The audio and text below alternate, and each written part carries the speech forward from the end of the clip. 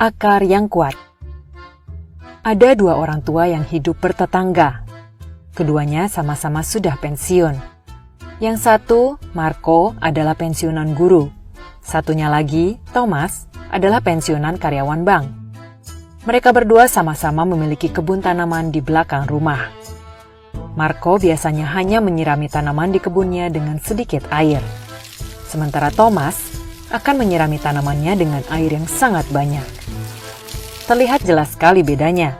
Tanaman di kebun milik Marco tampak tidak terlalu rimbun, sementara tanaman milik Thomas tampak rimbun dan tumbuh sangat subur. Suatu hari terjadi hujan badai kecil. Hujan badai itu tidak terlalu besar, namun berlangsung semalaman. Pagi harinya, seluruh tanaman rimbun di kebun milik Thomas rusak. Hampir semua tanamannya telah tercabut akarnya akibat hujan badai semalam. Sementara tanaman di kebun milik Marco yang jarang disiram justru tetap tegak berdiri. Thomas heran, bagaimana tanaman milik Marco yang hanya sedikit disiram bisa bertahan dari badai. Ia pun bertanya, "Marco, sahabatku, kamu hanya sedikit menyirami tanamanmu. Bagaimana bisa tanamanmu bertahan dari badai?"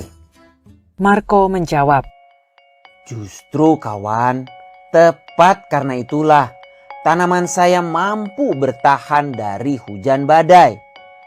Setiap kali saya hanya menyirami tanaman saya dengan sedikit air, akibatnya tanaman saya harus mencari sendiri air tambahan yang diperlukannya. Yang pada akhirnya membuat akar tanaman saya terus berkembang jauh ke dalam tanah dan juga menjadi sangat kokoh. Karena itu, ketika badai datang menerpa, akar yang kokoh itu membuat tanaman saya mampu bertahan tetap berdiri." sebetulnya ini adalah kisah mengenai pengasuhan. Jika seorang anak terbiasa diberi kemudahan, mereka tidak akan pernah tahu apa artinya perjuangan. Dan ketika cobaan datang dalam kehidupan, mereka akan bingung bagaimana harus menghadapinya. Sementara anak yang terbiasa harus berjuang, mereka akan tumbuh menjadi orang yang kuat, kokoh bagaikan akar pohon yang terbiasa harus mencari tambahan air sendiri.